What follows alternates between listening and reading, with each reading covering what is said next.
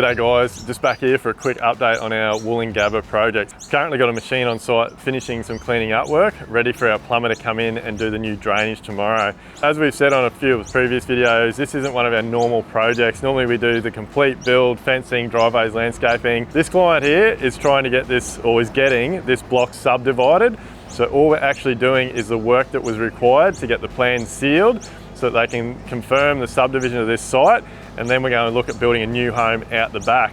So we're getting very close to the pointy end of this project. The boys have completed all the backfill, so we've installed all of our footings, we've slid and lifted the house, done our footings, done all the retaining wall works. We've now backfilled all the retaining wall works, which we've got another video to show you on the detail that we go to in our backfilling.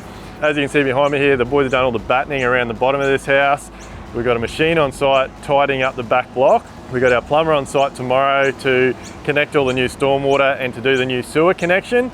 And then we've got to build a little laundry area underneath this house behind me and pour a new driveway, and we're pretty much done. So very unusual for us to be doing this type of work, not very detailed and just in and out.